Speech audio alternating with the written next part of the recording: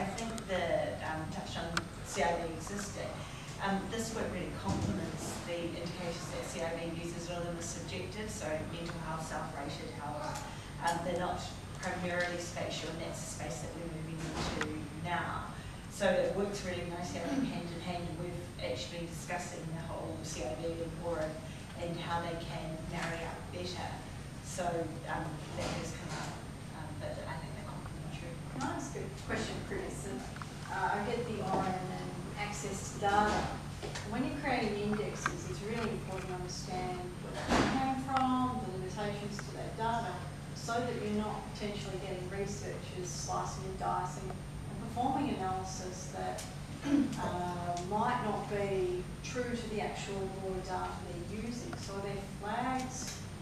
There are flags. We do, and it's actually quite a contentious issue, both within Aura and the research community, and the data providers too, because you create a data product, and people can question that methodology. So do we actually disable, say, performing particular operations with interval data, ordinal data, or ratio data, or do we allow people to do regressions on anything? And I suppose we do have mechanisms to try and monitor and look at putting some flags or not, or disabling joining of particular variables. But at the end of the day, then we're standing in a role of controlling how the data is used, and but maybe not controlling it, but informing the user. Hey, you're using this raw data that was collected at this period of time. You're trying to slice and dice with this raw data at this period of time. It might not match because it was based off one ABS geography. We've moved forward 5 or 6 years. It's a new geography. It may not be just constraining it, but just flagging it to the user. Maybe this might not make sense to them. I think that relates to a question Christine asked earlier in the day, doesn't it? How you ensure that things are being put together in a sensible way. But can I make a comment? You can make a comment. One can never have control over in terms of boundary shifts and changes and that sort of thing. Again, they're estimations. But that's one issue. The other one is the degree to which, if you do it, trying to create indicators and so on using different variables that might come at different points in time from different data collections, that's a problem too. But you can sort of try and overcome that in some ways. I'll give just one other example. Where you're using spatial data, aggregated spatial data, and the frameworks of the census geography or whatever, typically people do not use, if they're going to undertake regression and other sorts of analysis, they don't use the now widely available routines to do the adjustments to address things like the spatial autocorrelation problem. And we've actually got a suite of spatial econometric models that will be available on the portal, open source, which do these adjustments automatically across the census geography. Now, if you run a regression analysis on, say, SLA data, and you don't do those adjustments, you will get totally different results than if you do, and taking into account the spatial autocorrelation problems, things like that. So, isn't this tool going to be used by researchers that perhaps don't have the spatial literacy that we do? Well, you try to give them some guidance there, but in the end, you have well-informed and less well-informed users too. But I guess I'll make a general point. I don't think you can ever control for what is variability in terms of methodological levels of ignorance or knowledge. It's difficult to do so. You can provide guidance. It's very difficult to do. There's a number of hands going up around the place, so obviously this is a topic of some interest. So if you're happy, we'll keep it going for a little bit. I'll go black dress, grey suit, pink shirt.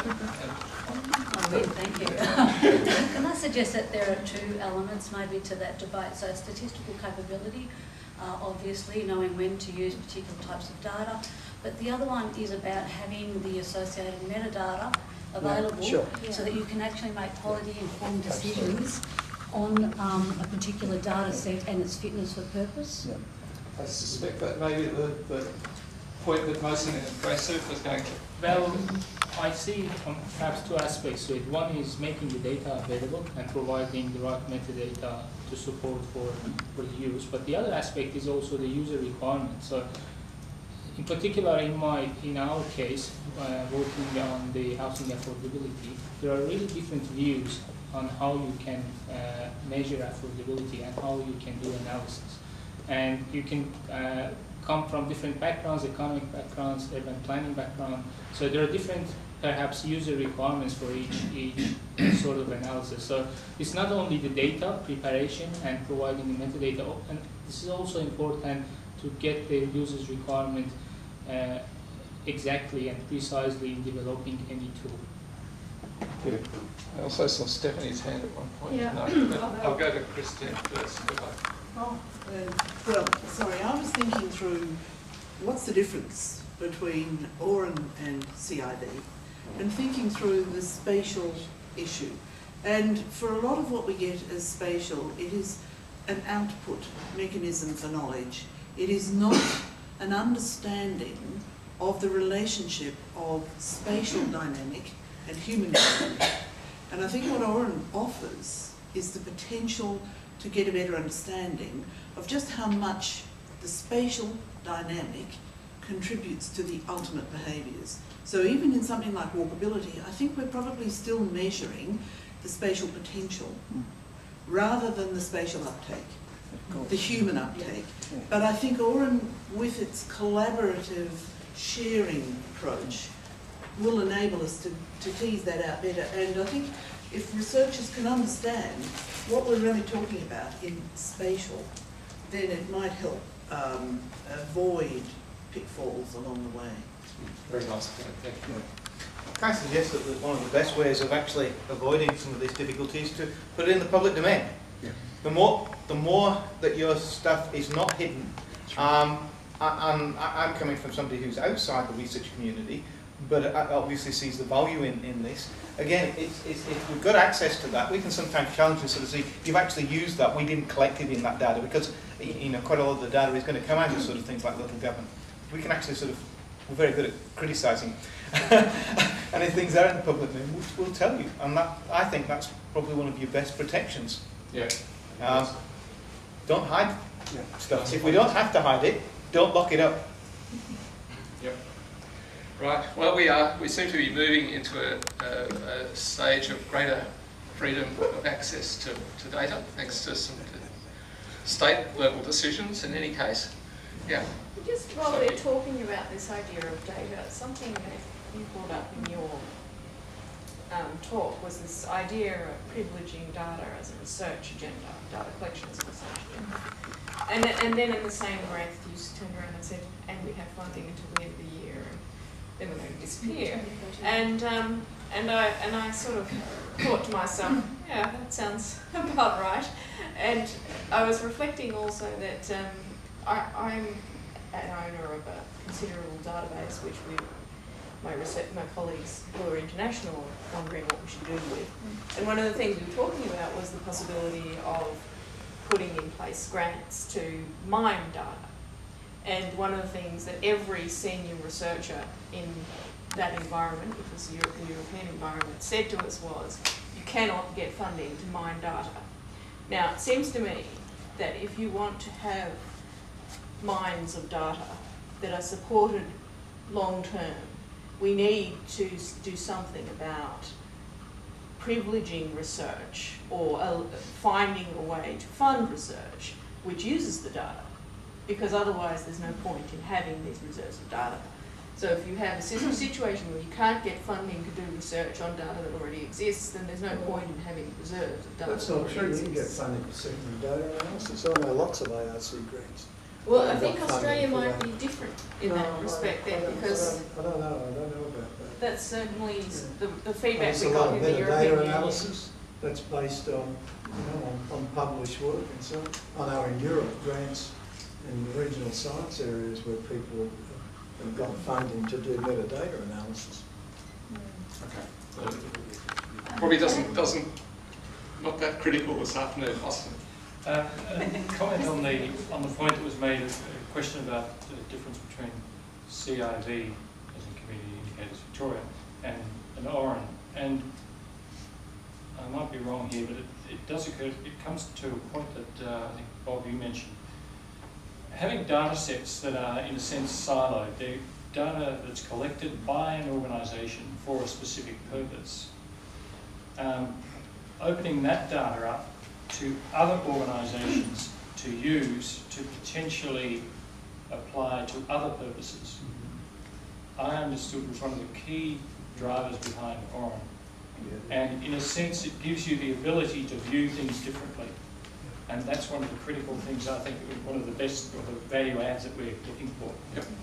Okay. Well, there's been terrific answers to my question. I did have one other answer on my slide, which was the fact that Oren is, the data is staying with the custodians in this case, which I don't think is the case with CIV, and I think that's a very important factor as well, because they're the people who make the data retain its currency. Well, we will have some data dumps. Right. But one of the other issues too, in terms of getting access to sort of real-time data, which is a big issue in the transport area, for example. One of the problems too we're sort of facing is, for research purposes, you also want to have consistent time slices of data to give you time series and so on. And that's often not facilitated by the data providers. So we're talking with some data providers there in terms of actually getting, you know, monthly, quarterly, annual sort of time slices and data dumps. And there is another federal funded project called the RDSI. It's just ramping up at the moment, which is going to be the National Research Data Repository. There's already one for survey-based data in Canberra, the Australian Data Archives, used to be called the Australian Social Research Data Archives. So, you know, we have had some of these around, but there is a systematic investment by the federal government occurring now in terms of starting to provide these research data repositories. Excellent. I think that will do for my first question. And we've used up half of our panel time, I think.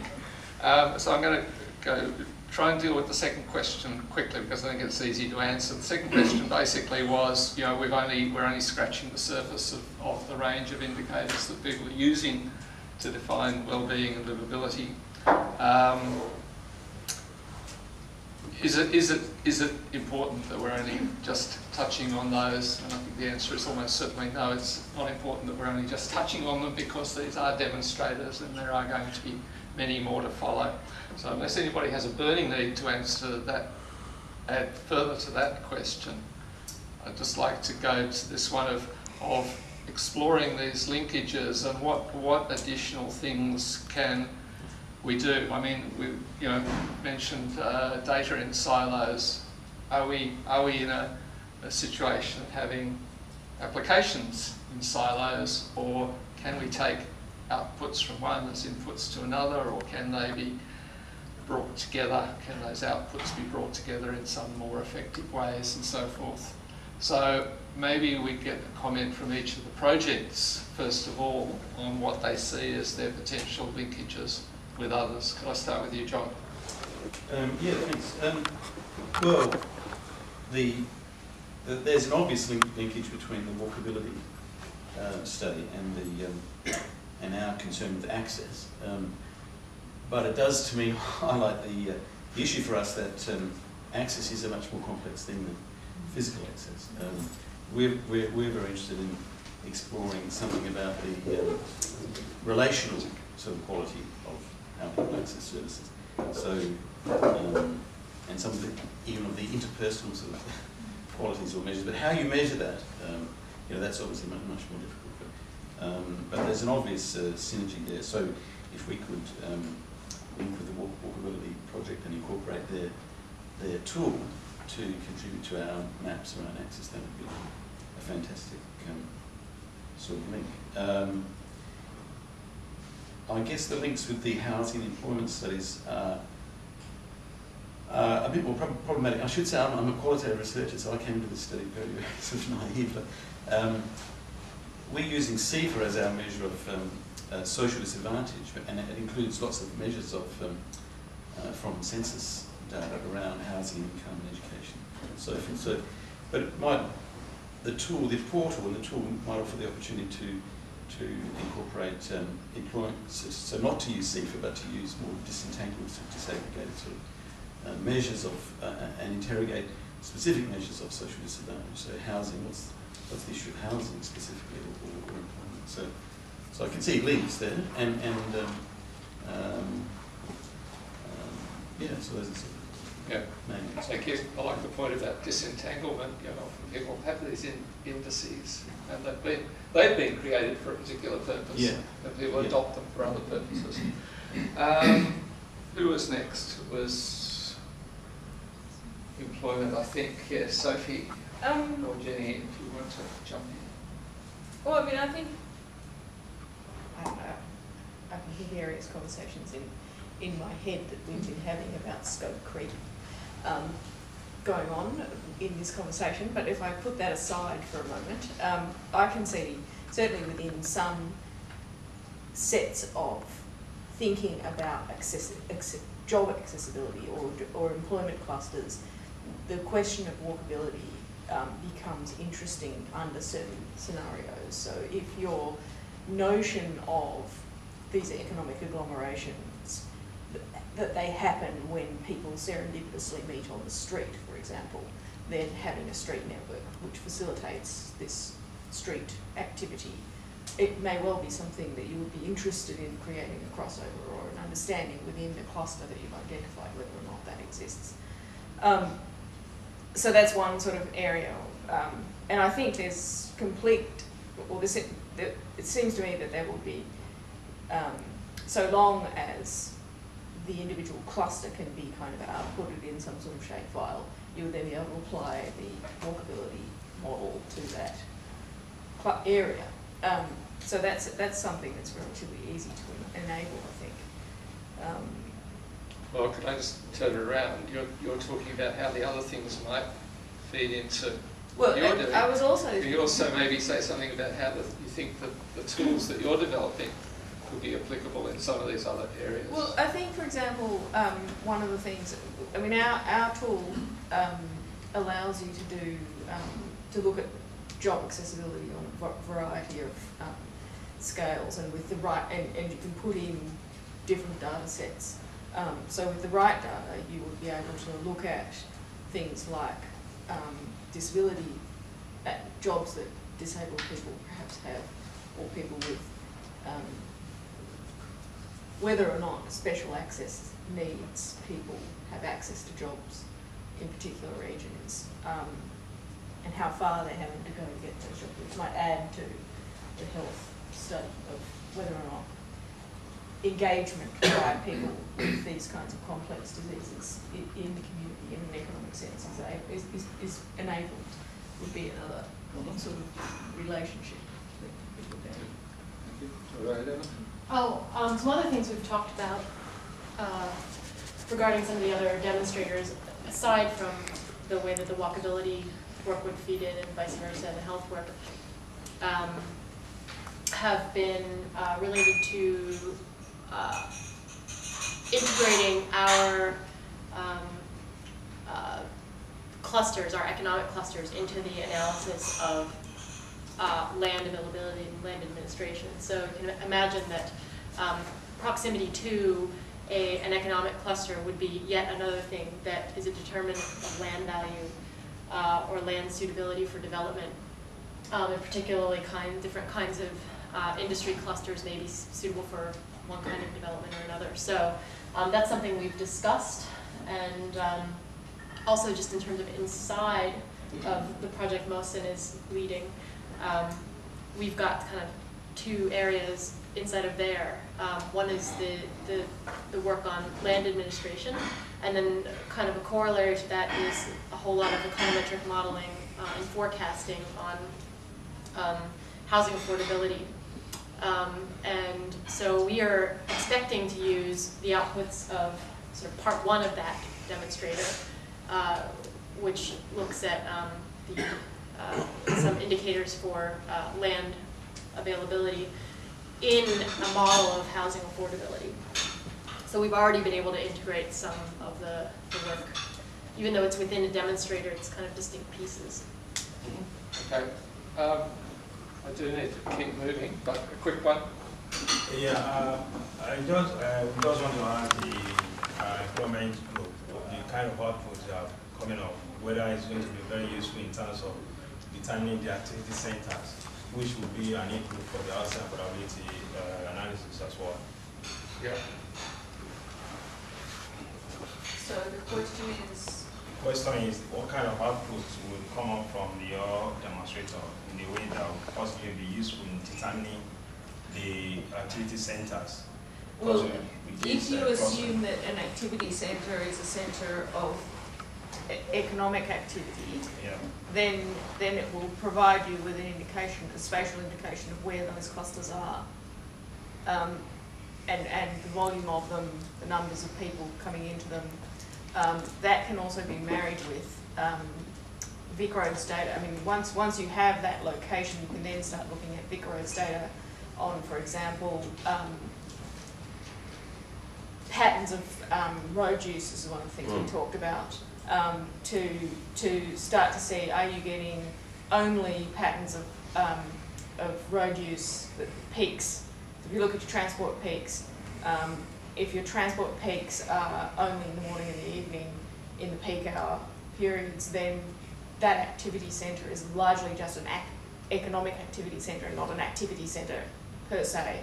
But perhaps you could use some of that as an indication of whether or not, if your peaks are more sort of spread over the day, then you're talking about people coming and going into the centre, possibly for reasons of being there, which you might be able to suggest. If you look at correct theoretical framework, you might be able to suggest that that's an indicator of it being an activity centre in the sense of people coming into that place to do other things than work. So I think there's some ways that we can use more of the data that's in the Aura portal to really start to look at these clusters once we've identified them. And how are they getting there? Because that's the point of an activity centre.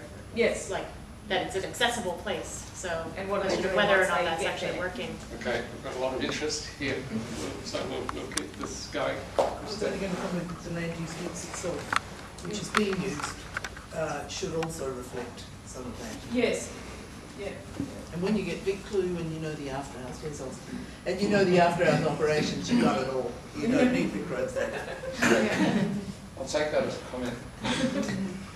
My name is Carsten Schütte, Department of Planning and Community Development. Actually the same bunch like Christine Kilmartin. I'm working in the urban development area of the department in central activities areas.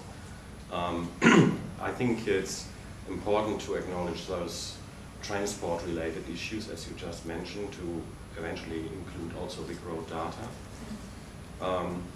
I think in terms of the dimension of the work here so far, when we started thinking about something like that, that means Ian Butterworth and myself years ago,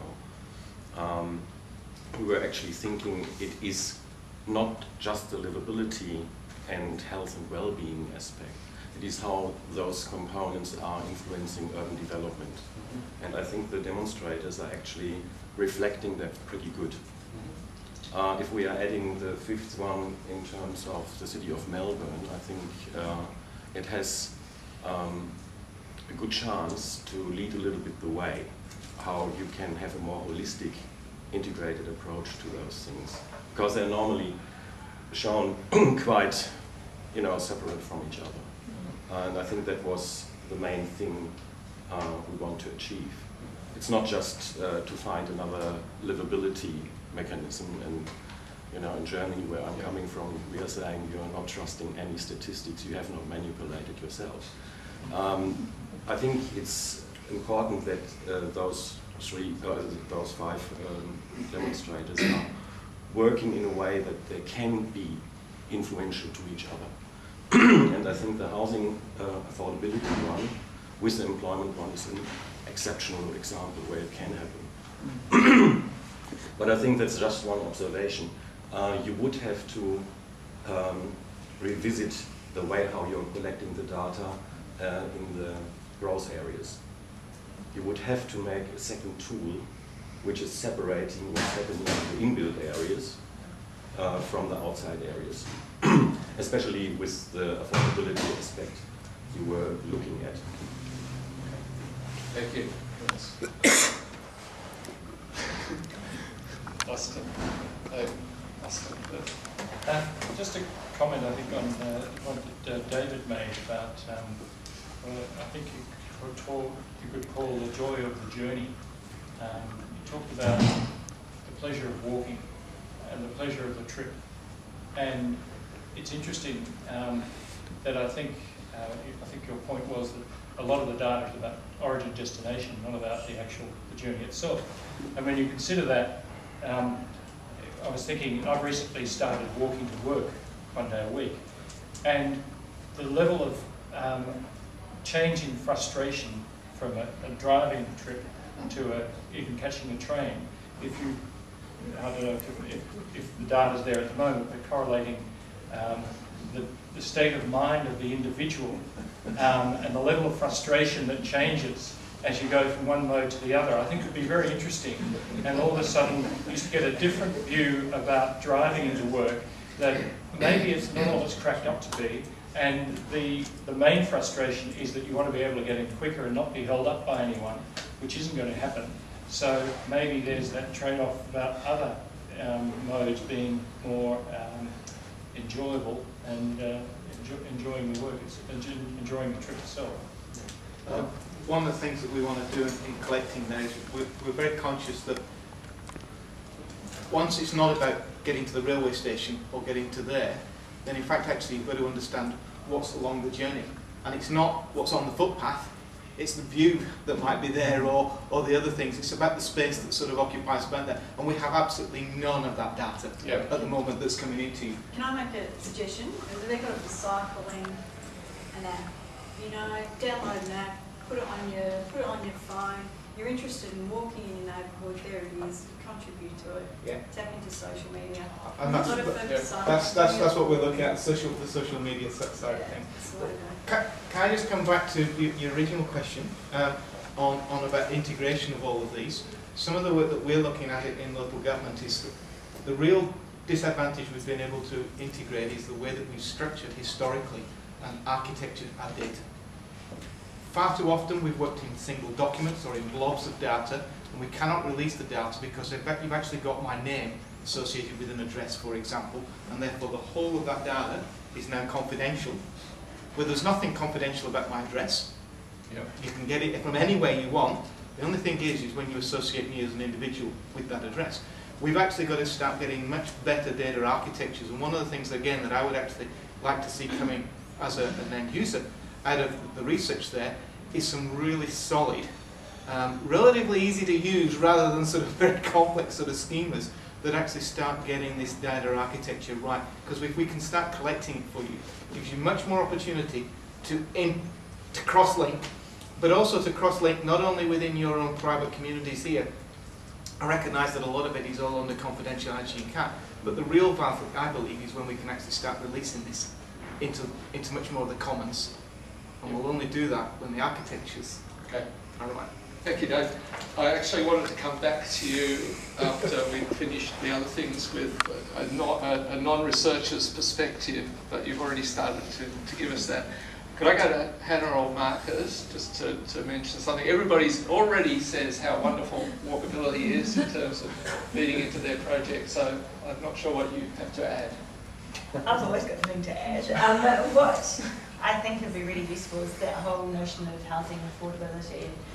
Austin, you spoke to that people move to the fringes because they feel it's affordable, it's they can buy their house, they can have their 3 children, 2 cars, etc. But what happens when peak oil or time spent in traffic, all of that is impacts on affordability, and it ends up being very unaffordable. So if we're talking about affordability of living or affordability of a house, they're 2 very different things, and I feel that people get that confused. And so if you can somehow, this is likely out of scope for this project, but just change people's way of thinking in terms of, hey, I actually do want to live in a walkable environment, for recreation, for transport, for just being in a nice space. That's really, really important. Mental health, physical activity, overweight, but these are huge problems that will likely cripple our society in 50 years' time. So we need to start thinking about how we design our environments to support that, particularly in growth areas. So if we can use these tools and change the way that people think about affordability and broaden it in scope, I think that will add real value. In terms of John's work, I think there's probably discussions that are going on already with people who may not have access to a car or have mobility impairments. So how we can actually think about that a bit more, and particularly when we are developing new GPs and healthcare services and clinics and provisions. Is it close to public transport? Is it in environments where they don't have to cross 6 lanes of traffic? So just thinking a lot more laterally rather than walkability, I think, has a danger of getting branded as this walkability, but if we unpack it a bit more and what's behind it and what makes the environments better or worse to exist in, I think that's where the value lies. Yep. And it's, I mean, you can sort of see that there's a potential with all of the demonstrators. I know in terms of affordability, I certainly use our app to work out where we're going to buy our house. But, you know, can you ride to work and you set the speed to it? For example, can you walk to a station? You know, that makes a big difference. That sort of, you know, the vulnerability issue. Yeah. Okay, thank you. To move, Melissa. Well, in terms of integration, I think we've done this. I mean, the others perhaps talked about the integration and the potential there. But I would like to sort of open up another aspect, building on Dave's comment on data interoperability. If we really want to, these demonstrators work with each other, we should make sure that we are able to reuse the outputs of data. We have currently enormous amount of unlocked data within this project, but we are spending a lot of time in integrating them to each other. So we should avoid the mistake, and we should make sure that the outputs, for example, whatever format is or whatever sort of structure is interoperable across these 4 demonstrators. Otherwise, we'll end up doing the same data preparation. Yeah, thank you. And I'll go to Nick, and then we'll do some up top questions, I think. I'd like to echo a lot of what was said by one of our panellists earlier about Demonstrator 5. We've got not just himself, but Makaki's people who've, CRV's people who've identified an obvious walkability data set as an input to the demonstrator.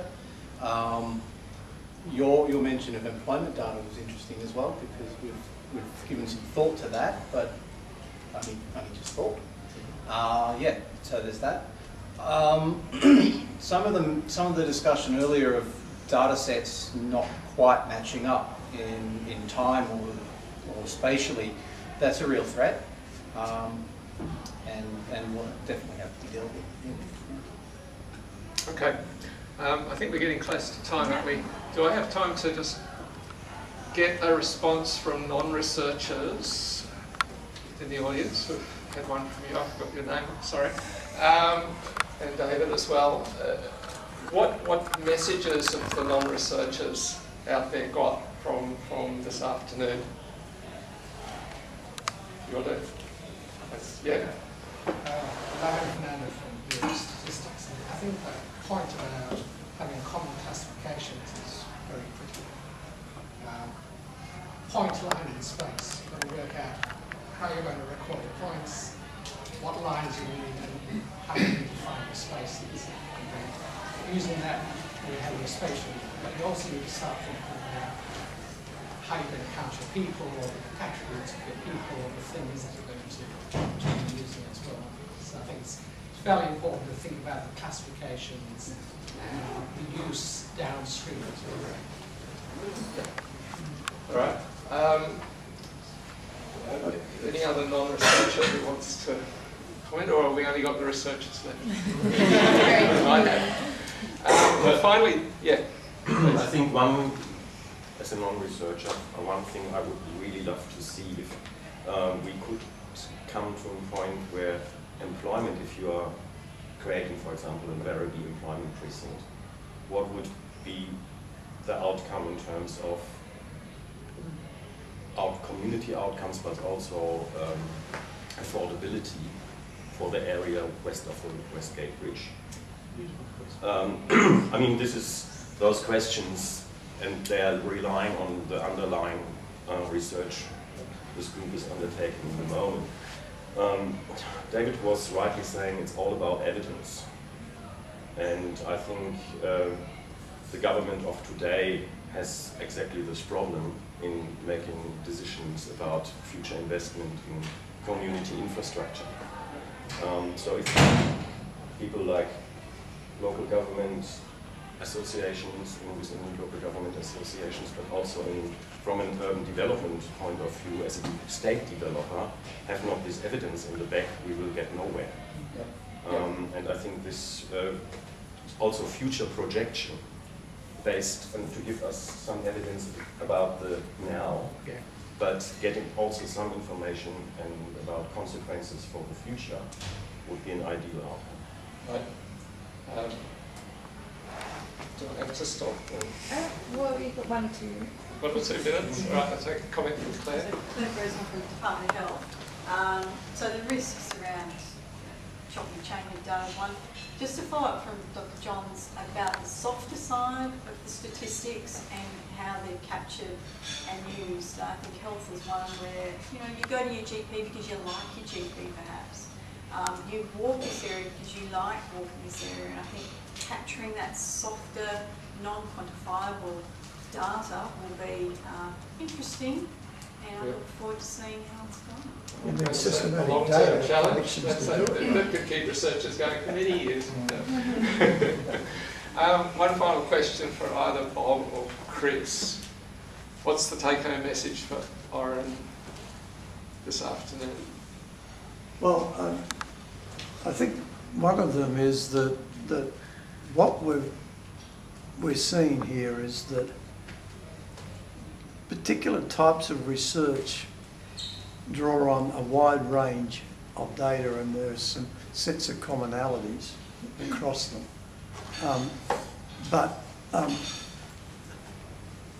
The data per se is one thing. I mean, the census is a wonderful, you know, the richest data set we've got in Australia, the most widely used. But the raw counts aren't terribly useful for most purposes. The data has got to be manipulated and transformed into data that's operational for specific purposes. And one of the things that we're trying to do with the Aurum project is not just facilitate access to raw data, but also to then provide the capabilities through online mechanisms to translate that data into value-added data, if you like, or the data that can then be used for representing something that is more meaningful, used to integrate with other data to then calculate an index or whatever. I mean, a lot of data sets are just counts, and that's fine. But from a research point of view and to inform policy, the counts per se don't matter very much. It's what the data's translate into. Jump in as well. And just one of the things we've looked about the synergies and integration across the demonstrators and how one area can inform another area. The other thing we're really interested in with the partnership with HANDS funding the demonstrators and Aurum funding the data is that what are these demonstrators saying on the quality of the data and what extra work do we need to do on data schemas, interoperability, on data sets that we haven't really considered that aren't in a good kind of consistent format like footpaths. So it's about learning also across, but also that kind of vertical opportunity to look across the data. Great. Stephanie, do you want to? I guess one of the things that ANZ has been very interested in is, and that's why we funded the demonstrators, is to show that by bringing data together you can actually do new and exciting things and things that have an impact and that interest more people. And I think that certainly happened. The other thing is I'm very happy to hear that lots of people talk about, you know, you need to describe your data, you need to have provenance information, all that. So I feel justified in torturing Sarah with the metadata, because that's exactly what ANZ is about. That's why we want people to provide us rich descriptions of their data set so that other people can actually go there and understand the context in which that data was collected and understand what they can use it for. So that's really good. Okay. And again, ANZ has quite a bit of material on our website about these sorts of things. So if you're interested in that, by all means have a look and talk to us if you have any questions. Thank you. On the page here it says panel summary and close. Do you want me to? I'm happy to. Well, I don't think I can summarise all of that discussion. I thought there were some fantastic points made, and what I would like to do is I would like to suggest that between Sarah and I perhaps we'll put up a summary of the discussion on the blog or something, rather than trying to do that here. Absolutely. Because there were too many nice points, which I had I been taking notes, I would have written down some of them, but I wasn't. So, with that promise to you, I'd like to draw things to a close and thank you all for coming. I think it's been a very interesting afternoon. I've learnt a lot and enjoyed the comments from a great many people. So thank you. Thank you.